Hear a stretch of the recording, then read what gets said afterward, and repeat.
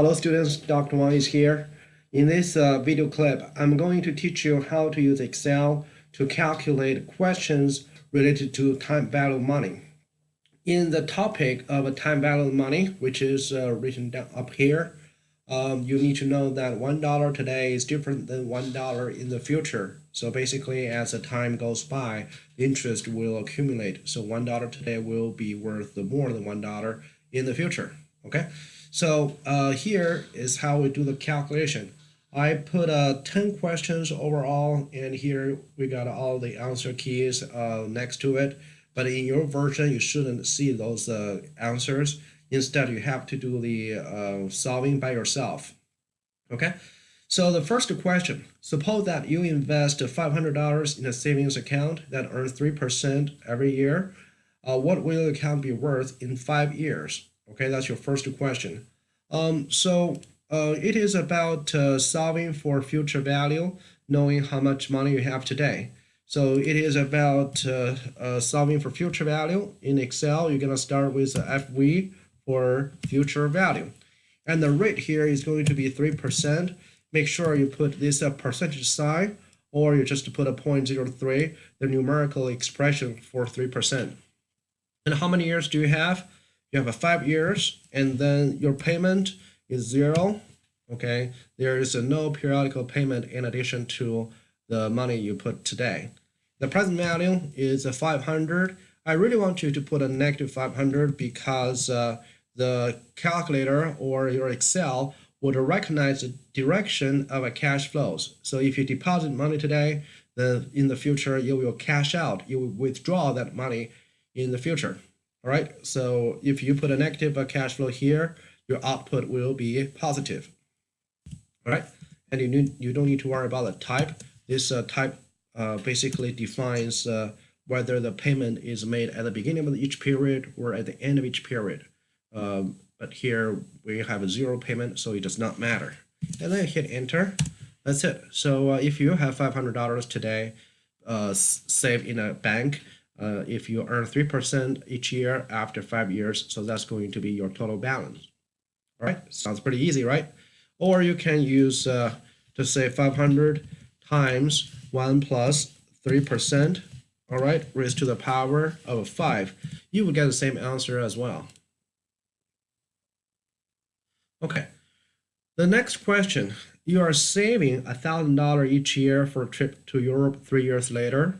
Okay, how much will you have 3 years later given an 8% interest rate? Well, this basically is asking you to solve for a future value. The thing is you are not depositing one lump sum amount of money today, but you are making consecutive payment, consecutive saving each year at the same amount.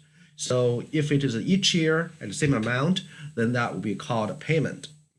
So what you do here is still you are going to solve for the future value, how much money you're going to have 3 years later, and your interest is 8%, and you have 3 years, the payment is 1,000. If you save money, that's basically cash flowing out of your pocket. So that's a cash outflow. I want to put a negative 1,000. And then for present value, you're not saving any money today, so it's 0. And for the type, you're saving the money at the end of each year, so the type should be 0. As you can see, 0 stands for end of the period. All right, and then hit enter. So that's going to be your ending balance. Okay, so once again, if you save at 8% annual rate for 3 years, each year you make a $1,000 deposit and no deposit today at the present value, and then you got to make the deposit at the end of each year on an annual basis. So that's how much you're going to have. That's for question 2. Question 3, you need to have $40,000 in 6 years to use as down payment on a house. The money will earn 8% annually. How much you need to invest today? Well, it's like you know the end, you just want to know the beginning, right? So your story is whatever you want to do with the $40,000. You can either use it to buy a house or buy a car or buy an Xbox with 3,000 games. It does not matter. The thing is you need to have $40,000 6 years later. That's your future value. All right. And you need to invest a certain amount of money today. with 8% interest and accumulate for 6 years to get that $40,000. So essentially, you're solving for present value. Okay, solving for present value. How much money do you need today? If that is the case, then you will do this present value and 8%. All right, you have a 6 years, and your payment. Well, there's no payment each year. You just put one large amount of money today, and then you want to have a future value of a 40,000. Okay, and since the payment is 0, the type of payment does not matter. All right, if I hit enter, so that's my number. So today I need to deposit $25,206, okay, in my bank account. So this amount, after 6 years of accumulation of interest, would give me $40,000.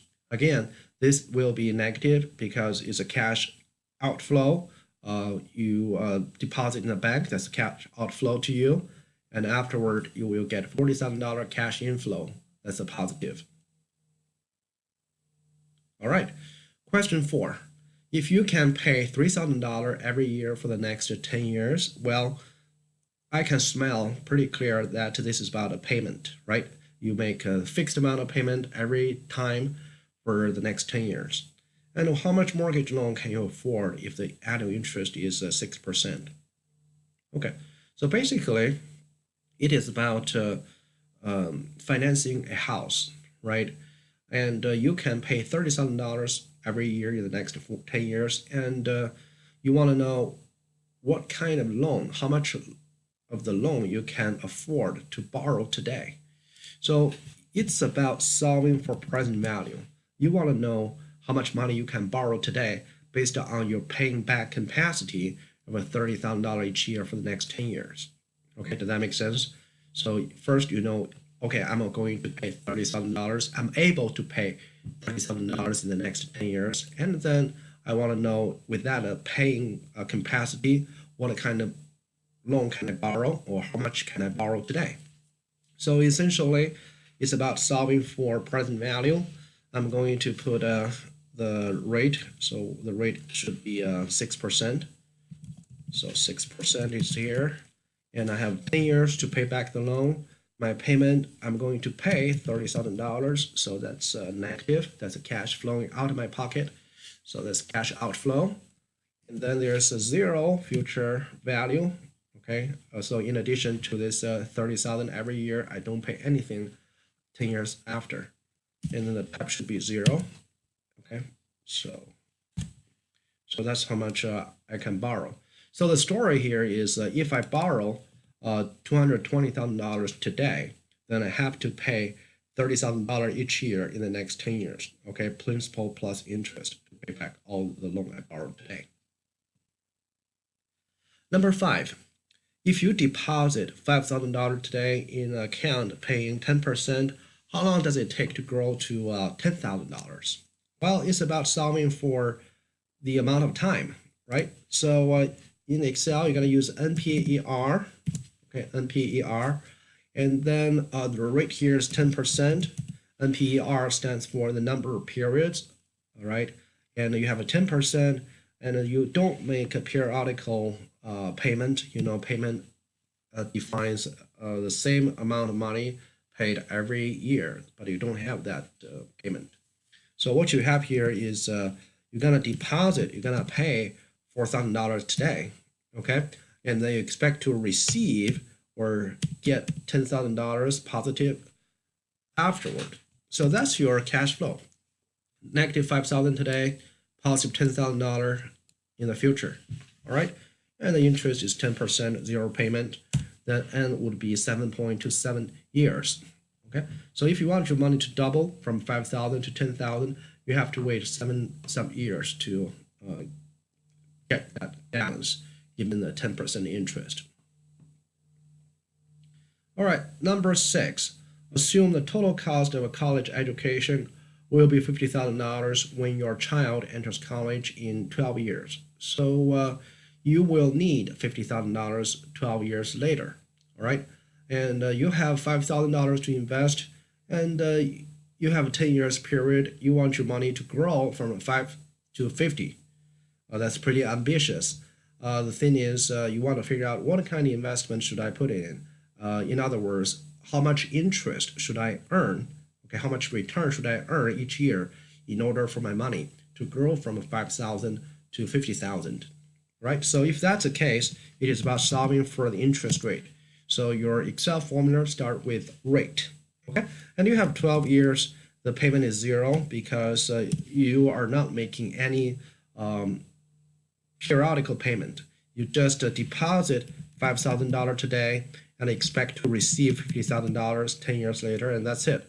So you don't have to define payment, and the rate output is 21%.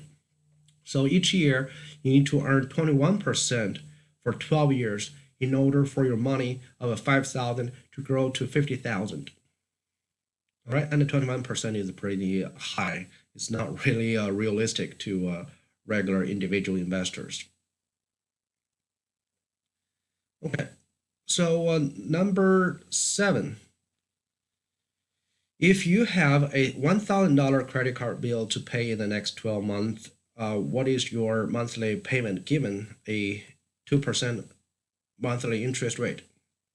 All right, so that basically means you just borrowed $1,000 from your credit card company, and then you will pay it back in 12 months, right? Does that make sense? So you swipe your credit card, you may just buy a ticket to the United States, or you buy something fancy like Louis Vuitton women's purse, okay, that cost you $1,000, and you don't have the money. So when you swipe the card, basically that means you borrow the $1,000 from your credit card company or from your bank, and then you will pay back in the next periods. So it is about solving for payment. You need to use a PMT, which stands for payment, and then the rate here is a 2% each year, each month. So you're gonna put a 2% there. All right, and how many periods do you have? You have a 12 month. You have 12 months, and the present value is 1,000 positive. Today, although you are spending $1,000 on something, but from the bank, from the credit card company, you actually are borrowing $1,000. Okay, you are borrowing $1,000 from the credit card company, so it's a positive 1,000. And then the future value is 0, and your payment is made at the end of each period. Okay, so for most of the cases, the payment of paying back a loan, like a credit card loan or mortgage loan or car loan, is always made at the end of each period. Just put a note on that.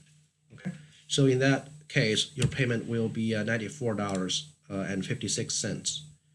Okay, if you just multiply this by 12, so actually you are paying $1,100 for $1,000 credit card debt. Okay, so what did I say? So I said car loans, okay, mortgage loans, or the loans you borrow to buy a house, and also credit card loans. For them, the payment is always made at the end of each period. Okay, it's always made at the end of each period. So just put a note on that. Okay, number 8. If you need $200,000 for your retirement after 20 years, how much do you have to save every year if the annual rate is 10%? So you want to have $200,000 20 years after, and you want to save towards that balance. How much do you need to save every year? Okay, so it is about payment, right? So you solve for payment, and the rate is 10% each year, and you have 20 years to save the amount.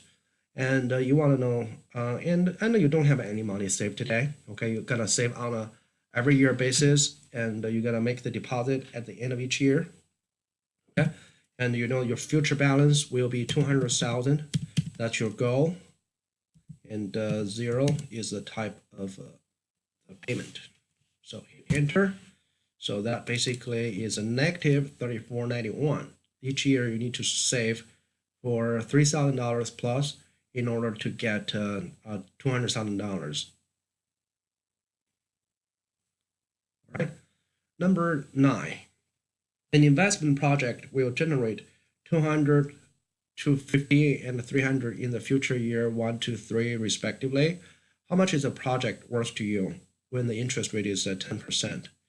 So in this project, you need to use a net present value function, net present value, and you need to define the rate, which is 10%, and then you put the value in year 1, year 2, and year 3. Okay, and then hit enter. So these are 3 cash flows. Given a discount of 10%, it's worth $613. You can put another way to do it. So let me use a space right here. So you have a year.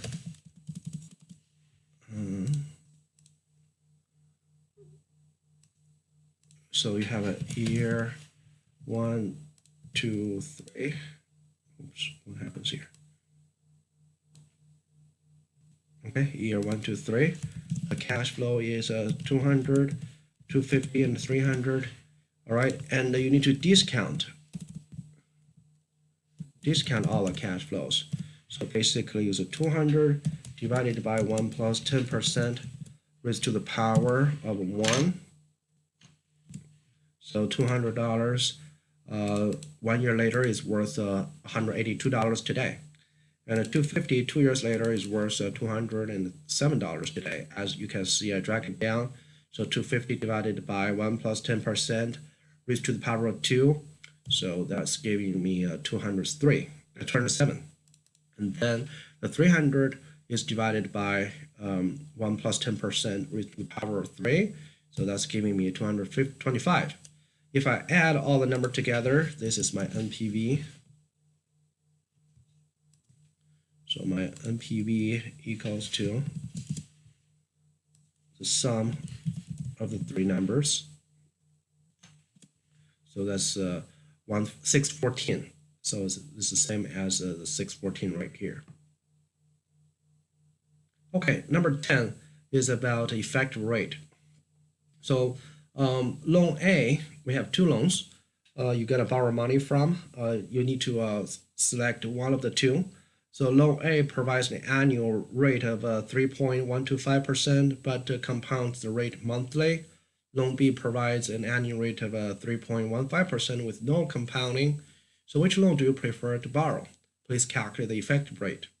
So if you need to calculate the effective rate, this is basically, it's pretty easy. You're going to use the effect function of Excel, okay? And then you put a 3.125% for loan A. And what's your compounding frequency? You see N per Y, so number of periods per year. So you have a 12-month. So since it's a monthly compounding, you need to put a 12 month each year, and then hit enter. That's it. So you will have a 3.17% for the effective rate. And for the for the second loan, you're gonna use effective again, but the answer will be the same because the frequency of compounding is 1. So basically, there's no compounding. You compounded it on an annual basis, so there's no. So your frequency is basically 1, right? So your compounding frequency is 1, and then the effective rate is the 3.15%, right?